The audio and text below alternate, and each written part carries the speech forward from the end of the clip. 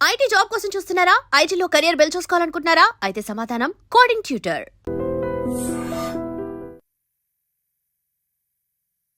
Hi, hello, నమస్తే, welcome back to iDream media. ఈ రోజు మనతో పాటు ఉన్నారు అంతర్జాతీయ న్యాయవాది యుఎస్ నుంచి కావేటి శ్రీనివాసరావు గారు ఫ్రమ్ కావేటిలా. సార్తో మాట్లాడుతూ ముఖ్యంగా ఏదైతే H-1B ఫీ $100,000 ఉందో దాన్ని వెనక్కి తీసుకున్న ట్రంప్, ఈ విషయం గురించి అప్డేట్ తెలుసుకుందాం. నమస్కారం సార్. నమస్కారం. మొన్నటి వరకు ట్రంప్ అందరినీ భయపెట్టాడు. ముఖ్యంగా ఇండియన్ స్టూడెంట్స్ అలాగే ఇండియన్ పేరెంట్స్ చాలా భయపడ్డారు. H-1B ఫీ ఏదైతే ఉందో $100,000, ఒక మిడిల్ క్లాస్ మ్యాన్ ఇంకా అమెరికాలో ఆశలు వదిలేసుకోవాలని ఫిక్స్ అయిన రోజులు అవన్నీ కూడా. సో వినూత్నంగా ఇప్పుడు వెనక్కి తీసుకున్నారు ఆ ఇష్యూని. సో ఎందుకు వెనక్కి తీసుకున్నారు, దానికి గల కారణాలు ఏవై ఉంటారు, ఇది ఎంతకాలం ఆయన ఈ డెసిషన్ మీద నిలబడే ఛాన్స్ ఉందంటారు? ఇప్పుడు ఫస్ట్ ఆఫ్ ఆల్ ఇది మీరు అన్నట్టుగా వెరీ హాట్ టాపిక్. అంటే వెనక్కు తీసుకున్నాడా అంటే ఇక్కడ ఒక 2-3 క్లారిఫికేషన్స్ ఇవ్వాలండి. ఆయన ఏంటంటే ప్రొక్లమేషన్ చేశారు.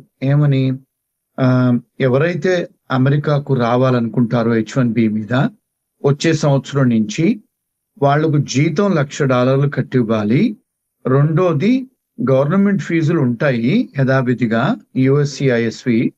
కానీ ఎవరైతే కంట్రీ లోపలికి వస్తారో రావాలనుకుంటారో వాళ్ళని సర్చార్జ్ లాగా పోర్ట్ ఆఫ్ ఎంట్రీ ముందు $1,00,000 కడితేనే లోపల రావాలని ఒక ప్రొక్లమేషన్ ఇచ్చారు. అంటే ప్రొక్లమేషన్ అంటే ఒక కింగ్ లాగా, అంటే ఒక మొనార్కీ లాగా, ఒక రాజు లాగా ఇచ్చేశారు ఆయన. అంటే రాజ్యాంగ విరుద్ధం అని అనుకోవచ్చు, కానీ ఇచ్చేశారు. ఇస్తే ఏమైంది, చాలా హ్యావక్. అంటే మరి పెద్ద కంపెనీలను సంప్రదించి నేను ఇచ్చాను, చిన్న కంపెనీలు అంటే సంప్రదించలేదు అని, అంటే పెద్ద కంపెనీలు ఒప్పుకున్నారు అని చెప్పి అన్నారు. కానీ ఎక్కడా కూడా వాళ్ళు పెద్ద కంపెనీ వాళ్ళు ఒప్పుకున్న దాఖలాలు లేవు, కనపడలేదు. రెండోది ఏంటంటే ఇక్కడ ఏంటంటే చాలా మంది కేసులు వేశారు. ఏది మన చేంబర్ ఆఫ్ కామర్స్ వాళ్ళు, చాలా మంది ఆర్గనైజేషన్స్ కేసులు వేశారు ఆయన మీద. అంటే ఆయన తీసుకొచ్చిన ప్రొక్లమేషన్. ఇక్కడ మన వ్యూవర్స్ కి ఒక 2 విషయాలు తెలుసుకోవాల్సింది ఏంటంటే, ఇలాంటి చేయొచ్చా, ఇలాంటి వెసులుబాటు తనకుందా అంటే, అమెరికన్ రాజ్యాంగం ప్రకారము ఒకవేళ మీరు ఇమిగ్రేషన్ కి సంబంధించిన ఎలాంటి ఫీజులు కలెక్ట్ చేయాలన్నా అప్పర్ హౌస్ లో లోవర్ హౌస్ లో లా పాస్ చేయాలి. అంటే ఏంటి, ఇప్పుడు మన దగ్గర పార్లమెంట్ ఉంది, మనకు లోక్సభ రాజ్యసభ లాగా ఇక్కడ కూడా సెనేట్ కాంగ్రెస్ అని ఉంటది. అందులో లా పాస్ చేస్తే, అంటే మెజారిటీ అయ్యి బిల్లు పెట్టి ఆమోదం పెట్టి అది లా జరిగినప్పుడే అది కలెక్ట్ చేయొచ్చు ఆయన. కానీ ఆయన ఇష్టానుసారంగా $1,00,000 అని చెప్పి వేశారు. ఇప్పుడు ఏమైంది, కోర్టు మెట్లు ఎక్కారు చాలా మంది. ఎక్కితే ఏమైంది, ఇప్పుడు క్లారిఫికేషన్ ఏమిచ్చారు, ఇది వచ్చే సంవత్సరం నుంచి అప్లికబుల్ అవుద్ది. ఎవరైతే మొదటిసారి H-1 వేసుకొని అమెరికాకు వస్తారో వాళ్ళకి అప్లికబుల్ అవుద్ది. రెండోది, అమెరికాలో ఎవరైతే చదువుకోవడానికి వస్తారో చదువుకుంటారో ఇక్కడ వాళ్ళకు ఉద్యోగాలు ఏదైతే వస్తుందో దాన్ని F-1 స్టేటస్ నుంచి H-1B వేసుకునేటప్పుడు చేంజ్ ఆఫ్ స్టేటస్ అలాంటిది ఏమన్నా ఉండేటప్పుడు దానికి వర్తించదు అని మళ్ళీ క్లారిఫికేషన్ ఇచ్చారు. అంటే ఇక్కడ ఏంటి అంటే పరిస్థితి, అంటే ఇప్పుడు వచ్చిన స్టూడెంట్స్ ఇక్కడ ఉన్న వాళ్ళకి ఏమన్నా భయపడాల్సిన అవసరం లేదు. వాళ్ళకి ఎవరైనా కంపెనీ వాళ్ళు H-1 ఫైల్ చేస్తే వచ్చే సంవత్సరం కోటాలో టెన్షన్ పడాల్సిన అవసరం లేదు. రెండోది, ఇక్కడ ఎవరైనా H-1Bలో ఆల్రెడీ ఉంటే వాళ్ళు మళ్ళీ H-1B పొడిగించుకునేటప్పుడు, లేదా మళ్ళీ H-1B వేసుకునేటప్పుడు, అంటే పొడిగించుకోవటం ఒకటి, F-1 నుంచో లేకపోతే వేరే స్టేటస్ నుంచి H-1 చేసుకునే వాళ్ళు ఎవరైతే ఉంటారో ఈ దేశంలో, ఏ కంపెనీ ఎవరైనా స్పాన్సర్ చేసేటట్టు ఉండేదైతే వాళ్ళకి ఈ రూల్ అప్లికబుల్ అవ్వదు అని క్లారిఫికేషన్ USCIS వాళ్ళు నిన్న కాక మొన్న వెబ్సైట్ లో పెట్టారు వాళ్ళ దాంట్లో. ఇంకోటి ఏంటంటే, అసలు ఈ $1,00,000 వసూలు చేయొచ్చా అన్న దానికి ఇంకా కోర్ట్స్ డిసిషన్ తీసుకోలేదు. ఎందుకంటే అది బర్డెన్ అవుతుంది కంపెనీస్ మీద. అట్లా $1,00,000 పెడితే, ఇప్పుడు సరే మన ఇండియన్స్ చాలా మంది IT ప్రొఫెషన్ లో ఉన్నారు, 72% మన వాళ్ళే ఉన్నారు. మరి వాళ్ళకి ఇది ఎఫెక్ట్ అవుతుంది ఈ రూలు. ఇది ఒక మనకే కాదు, ప్రపంచవ్యాప్తంగా ఎవరు చేసుకోవాలన్నా రూల్ అప్లికబుల్ అవుతాయి. సో అది ఇంకా కోర్టులలో ఉంది, తేలలేదు. సో దాని గురించి ఆయన ఇచ్చిన, అంటే ఆయనంటే ప్రెసిడెంట్ గా ఇవ్వరు, ఆ డిపార్ట్మెంట్ వాళ్ళు క్లారిఫికేషన్ ఇచ్చి వెబ్సైట్ లో పెట్టారు. అదండి జరిగింది. అంటే ఇప్పుడు ముఖ్యంగా ఇండియా నుంచి వెళ్ళాలి అనుకుంటున్న వాళ్ళకి, వాళ్ళ పేరెంట్స్‌కి ఎటువంటి ఒక కన్ఫర్మేషన్ ఇవ్వచ్చు అంటారు? లైక్ యూజువల్లీ ట్రంప్ అనే పర్సన్ టారిఫ్స్ విషయంలో ఏం చేశాడంటే, సడెన్‌గా 500% అంటాడు, సడెన్‌గా 50% అంటాడు, సడెన్‌గా 20% అంటాడు. ఇప్పుడు ఈ విషయాన్ని కూడా అలాగే మార్పులు, చేర్పులు చేసే, ఎందుకంటే Trump is very innovatable and అలా సర్ప్రైజింగ్ యాక్షన్ తీసుకుంటా ఉంటున్నాడు. ఇప్పుడు ఈ ఫీజ్ విషయంలో కూడా మళ్ళీ సర్ప్రైజింగ్ యాక్షన్ ఏమైనా తీసుకునే ఛాన్స్ ఉందా? లేదంటే ఇది కొంచెం కమిట్మెంట్‌తో కూడుకున్న నిర్ణయంగా చూడొచ్చంటారా? ఇప్పుడు వాళ్ళు ఆల్రెడీ క్లారిఫికేషన్ ఇచ్చేశారు. ఒక్కసారి చేసిన తర్వాత మళ్ళీ వెనక్కి పోయేది ఉండదు. అంటే లాలో దాన్ని కొలాటరల్ ఎస్టాపుల్ అంటారు. హ్మ్. అంటే ఒక్కసారి మీరు నిర్ణయం తీసుకున్న తర్వాత ఒక జడ్జి గారే గాని, ఒక ప్రెసిడెంటే గాని అలాంటి డెమోక్రటిక్ కాన్స్టిట్యూషనల్ బాడీలో మీరు ఒకసారి ఒక డిసిషన్ తీసుకున్న తర్వాత దాన్ని your stopped from doing back గా మళ్ళీ వెనక్కి వెళ్ళి చేసేదానికి లేదు. రెండోది ఏంటంటే ఇప్పుడు ఇక్కడ ఎవరైతే స్టూడెంట్స్ వస్తున్నారో యుఎస్ కి వాళ్ళు ఇప్పుడు భయపడాల్సిన అవసరం లేదు. ఇప్పుడు ఆల్రెడీ ఉన్న వాళ్ళు కూడా భయపడాల్సిన అవసరం లేదు. ఎవరైనా కొత్త స్టూడెంట్స్ వచ్చి ఇక్కడి నుంచి ఇక్కడ చదువుకొని ఇక్కడ మళ్ళా చేంజ్ ఆఫ్ స్టేటస్ ఫైల్ చేసుకొని ఇక్కడ H1 చేసుకునేటట్టయితే ఆ రూల్ అప్లికబుల్ కాదు గనక కొత్త స్టూడెంట్స్ ఎవరైతే వస్తున్నారో లేదా పేరెంట్స్ పంపిస్తున్నారో మళ్ళీ స్టూడెంట్స్ ని వాళ్ళు భయపడాల్సిన అవసరం లేదండి. అది పేరెంట్స్ కు మనం ఇచ్చే సందేశం.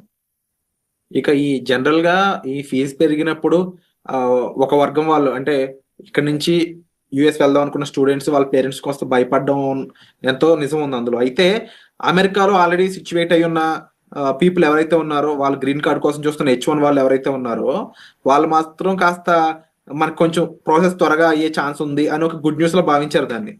రీజన్ వచ్చేసి కొత్త H1లు రావు, ఉన్న H1లు త్వరగా ప్రాసెస్ అవుతాయి అనేది. మరిప్పుడు అది వెనక్కి వెళ్ళినట్టేనా? అంటే ఇక్కడ ఏమవుతుందంటే అండి, ఇప్పుడు మీరు అన్నది కరెక్టే. ఇప్పుడు ఇక్కడ చేంజ్ ఆఫ్ స్టేటస్ అంటే ఆల్రెడీ స్టూడెంట్ గా ఉన్నవాళ్ళు వాళ్ళకి ఇబ్బంది లేదు. మళ్ళీ ఆల్రెడీ H1 లో ఉన్నవాళ్ళు వాళ్ళకి ఇబ్బంది లేదు. అంటే కొంత కొంత కొత్త H1s బయట దేశాల నుంచి ఎవరైనా తేవాలంటే వాళ్ళు రారు, చెయ్యరు, వీళ్ళు కంపెనీస్ చెయ్యరు, ఏం చేయరు. మరి అలాంటిది అయినప్పుడు బయట ఒక మెసేజ్ వెళ్ళిపోయింది కదా ప్రపంచానికి, టెక్నాలజీ వర్కర్స్ కు అంత ఇది లేదు అక్కడ, లూక్రేటివ్ గా ఉండదు. ఎందుకంటే ఆల్రెడీ 20 ఏళ్ళు 18 ఏళ్ళు వెయిట్ చేస్తున్నారు H1B. మనకు I-140 అప్రూవ్ అయిన వాళ్ళు వెయిట్ చేయాలంటే 18-20 సంవత్సరాలు వెయిట్ చేస్తున్నారు. మరి ఇప్పుడు కొత్త వాళ్ళు ఆబ్వియస్లీ రారు. మూడోది ఏంటంటే ఇప్పుడు ఇక్కడ ఉన్న ఎంఎస్ చేసిన వాళ్ళకు కూడా ఉద్యోగాలు ఈ సంవత్సరం పోయిన సంవత్సరం నుంచి చాలా టైట్ గా ఉంది. సో చాలా మంది ఇప్పుడు చాలా కంపెనీస్ కూడా క్లోజ్ అవుతున్నాయి. ఎందుకంటే ఇప్పుడు ఐటీ కంపెనీస్, అందులో 70-80% ఐటీ కంపెనీస్ మన దేశీయులవే ఉన్నాయి. అవి నడవనప్పుడు మరి చాలా కంపెనీస్ ఏం చేస్తున్నారు, ఉద్యోగాలు లేవని చెప్పి స్టూడెంట్స్ కే గానీ H1B వాళ్ళకే గానీ వాళ్ళ వీసాలు క్యాన్సిల్ చేస్తున్నారు. కంపెనీస్ కూడా క్లోజ్ చేసుకుంటున్నారు. అంటే కొత్త హైరింగ్ లేదు. పాత వాళ్ళ నుండి నడపాలంటే మరి ట్యాక్సులు కట్టాలి కదండి.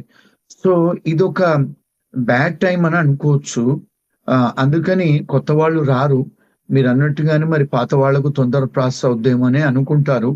అంటే అంత ఈజీగా ఏం లేదు. ఎందుకంటే మన ఇండియన్స్ కి, ఫిలిపినోస్ కి, చైనీస్ కే గానీ, మెక్సికన్స్ కే గానీ 15-20 సంవత్సరాల వెయిటింగ్ పీరియడ్ అండి.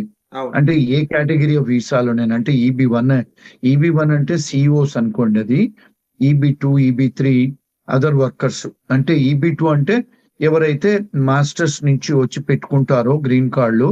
EB3 అంటే ఎవరైతే బ్యాచులర్స్ తో పెట్టుకుంటారో, ఇప్పుడు నర్సెసే గాని అలాంటి వాళ్ళు, స్పీచ్ పెథాలజిస్టులు, ఇంజనీర్స్, ఆర్కిటెక్ట్స్, ఒకవేళ వాళ్ళు బ్యాచులర్స్ తో పెట్టుకుంటే వాళ్ళందరికీ కూడా H1B నుంచి గ్రీన్ కార్డ్ చేసుకున్న వాళ్ళందరికీ కూడా 18-20 సంవత్సరాలు వెయిటింగ్ పీరియడ్ అండి. అంటే మరి ఆబ్వియస్ గా మరి కొత్త వాళ్ళు రానప్పుడు మరి పాత వాళ్ళు ఉంటారా, చేయించుకుంటారా? రెండోది. మూడోది, కంపెనీస్ కూడా ఇప్పుడు మనకు స్పాన్సరింగ్ చేసిన కంపెనీస్ మీ గ్రీన్ కార్డ్ టైం వచ్చే వరకు లేవనుకోండి, మరి వాళ్ళకి పోయినట్టే కదా, గ్రీన్ కార్డ్ పోయినట్టే కదా.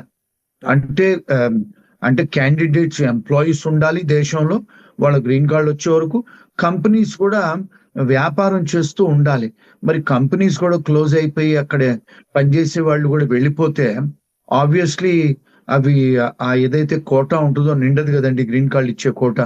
కొంత బెటర్ అవుద్దని నేను అనుకుంటాను. అంటే ప్రాక్టికల్ ఇదంతా రీజనింగ్, అంతేగాని లాజికల్ రీజనింగ్ లేకపోతే లీగల్ రీజనింగ్ కాదండి. అంటే మనం అంటే అనుభవపూర్వకంగా చెప్పేది, ఇలాంటి జరిగితే కంపెనీస్ క్లోజ్ అయినప్పుడు లేకపోతే ఎంప్లాయీస్ తీసుకోకుండా వెళ్ళిపోయినప్పుడు, వేరే కంట్రీస్ కు వెళ్ళిపోయినప్పుడు ఆబ్వియస్లీ అక్కడ కొన్ని వీసాలు అవైలబుల్ ఉంటే గనుక వాళ్ళు సర్దుబాటు చేస్తారు ఉన్న వాళ్ళు. Thank you so much sir, information మాకు బ్రీఫ్ గా అందించినందుకు. అలాగే నెక్స్ట్ ఎపిసోడ్ లో I-140 కి సంబంధించిన కొన్ని విషయాలు అయితే క్లియర్ గా మనం కావేటి సార్ నుంచి తెలుసుకుందాము. And for more videos, Please subscribe to iDream. Please subscribe to iDream. Please subscribe iDream. And please subscribe to iDream. For more videos, subscribe to iDream. please like, share, and subscribe to the channel. Congratulations, iDream. Subscribe to iDream. Subscribe to iDream. So subscribe to iDream Media. iDream की iDream team अंदर की huge congratulations. Please subscribe iDream Media. Please subscribe to iDream. Subscribe iDream. Please subscribe to iDream. iDream అంటే నా కళల channel subscribe చేసుకున్న నోరు తిరుగుతలేదు, మీరైతే గంట గుర్తు కొట్టండి. For more such videos, please subscribe to iDream. Subscribe to iDream. Please subscribe to iDream. Please subscribe iDream Media. Please do subscribe to iDream. Please subscribe to iDream Media. For best entertainment and information, please subscribe iDream. And don't forget to subscribe to iDream.